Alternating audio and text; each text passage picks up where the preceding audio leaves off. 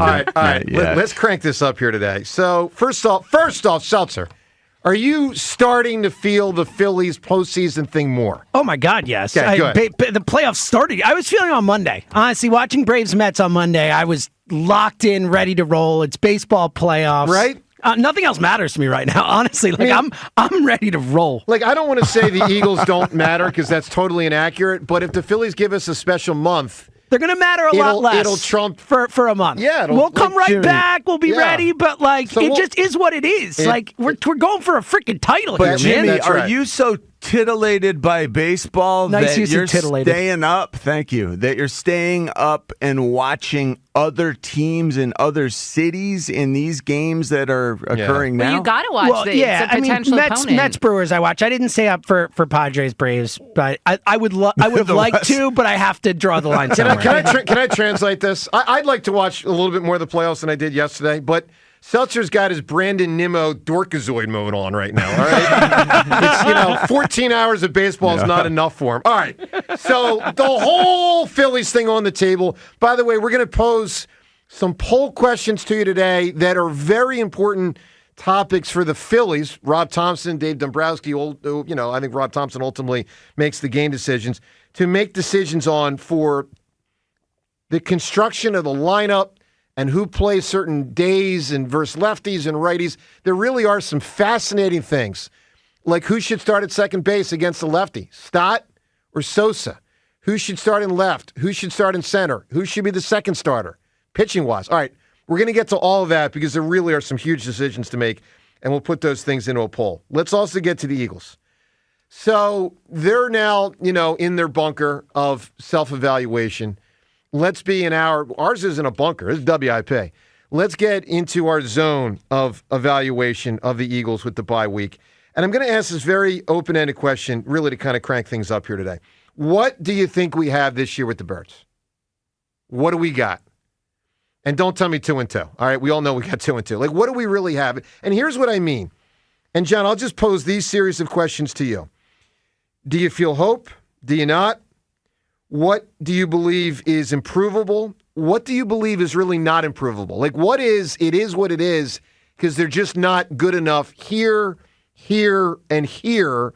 And then let's just throw the whole playoffs thing in. We had a poll question yesterday. Are the Eagles going to make the playoffs? And for the first time, obviously we had these kind of questions in the offseason, but not much because there was a general assumption they would.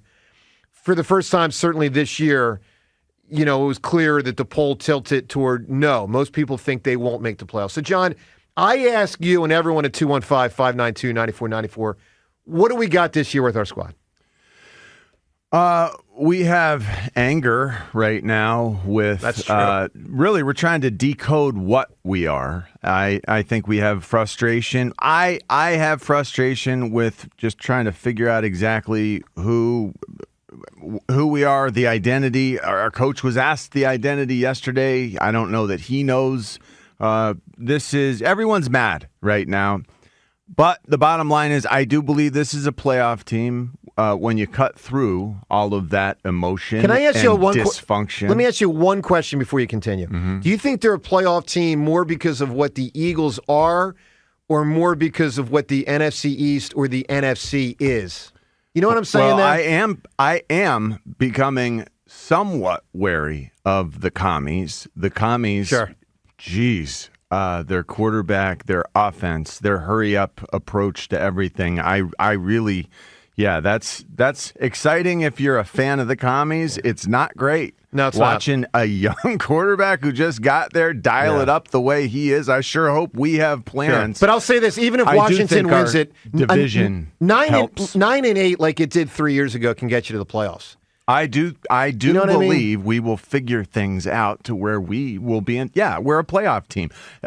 I believe we have the talent to do damage in the playoffs. I don't know what we are yet, though, and that's what's frustrating. I know that Jalen is our guy, but Jalen is our quarterback. Last night, I had a chance to listen to a taping, Russillo's taping of his thing that he does. Ryan Russillo. Ryan Russillo. Nice, your buddy. And it was Chris Long talking. Oh, nice. Chris so you Long, were with them? Yeah. That's cool. In Fishtown. And Chris Long was talking about the fact that everyone up in arms, like Jalen is our quarterback, and let's figure out a way to make it work. Well, they have to. I mean, that's their only choice. Exactly. As of now, that's the only choice. All this hubbub, we got a buy going on right now. Our guy who is struggling with lots of new responsibilities right now from time to time. We're seeing the inconsistencies from week to week as he has a lot more that he's working through on every play. Jalen, our guy, who is going to be our guy this season. He's going to be our guy next season. Like, Jalen is the franchise. I do believe he'll continue to work. We've got to figure out, meaning us as an organization, they need to figure out a way to make it work better. They need to, Jalen and Kellen and Doug Nussmeier, his quarterback's coach, they need to figure out a way to make it work better than it has, because right now it looked like he took a step back this last week. And it appears as Jalen and Nick Sirianni have their moments and try to figure this offense out, there are other people who need to be working through that also. Well, they need to get better. So they clearly do. To get where they want to go. No, I get your point. And again, part of this today is really just to assess with you on the phone lines at 215-592-9494 if you think we got a playoff team this year, why or why not, and just where you are with all of that. Let me just say this. Obviously, they can make the playoffs. That's clear. Okay? I mean, 3 years ago, they weren't a good team. They made it at 9-8. They got there because, easy schedule, and they played better than they had the prior year and played good in the second half. Those kind of things have happened.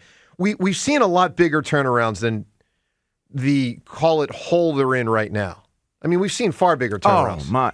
Far Joe, bigger. They're going to come out of this bye, and they're going to go on a win streak. So I believe that based on the way those teams have looked thus far, and just the fact that we will be coming out of a bye and a lot healthier. Right now, we played our last game without our three best players on offense. That last part's going to be big. I mean, obviously they're a better team with AJ and Devontae and Lane. Look, I think there's two Eagles that are the ultimate keys. Like, I feel actually really confident that there's two Eagles that are the ultimate key to the season. The first, and it goes without saying, but I'll say it, is Jalen Hurts.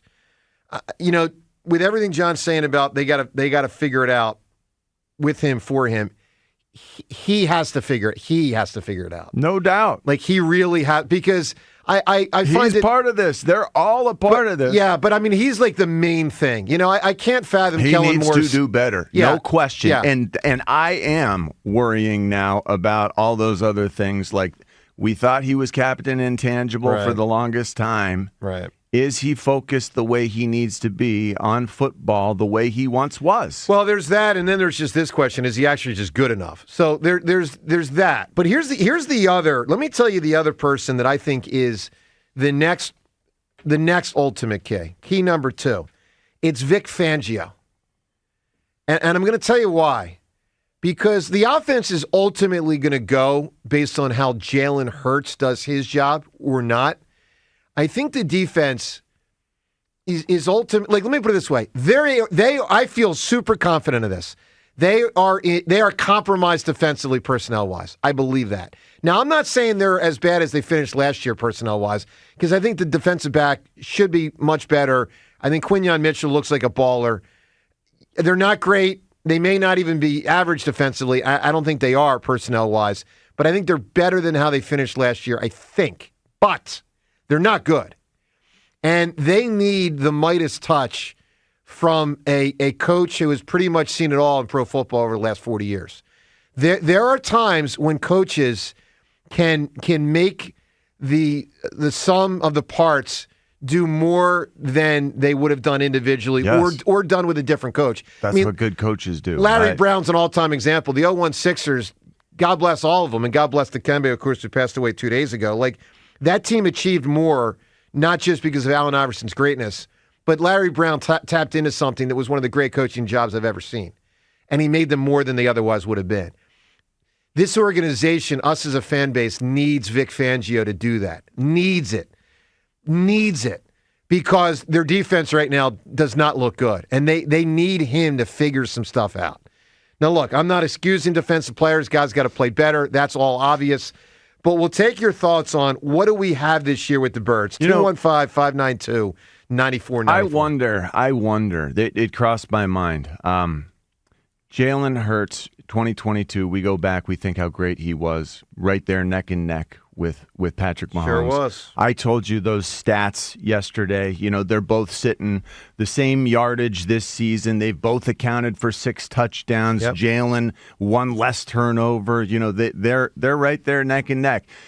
If Jalen had won a Super Bowl, if Jalen and this team had won, and it wasn't the Chiefs on those orbit motions to getting the best of us, would you be doubting the veracity? Would you be doubting Jalen Hurts now? Like, there are quarterbacks who never get doubted, in part because of their past.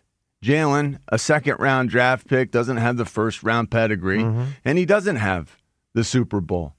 If he did, right? I understand. If he did, can you put yourself in that position where you would say you'd still doubt him the way you do today? All right, let me address that next. We'll get to that, all the calls on all of this. Plus, I really want to start hearing the Phils vibe. They play a playoff game, guys, in 3 days, so let's crank it up. Joe DeCamera, John Ritchie, big day on 94 WIP.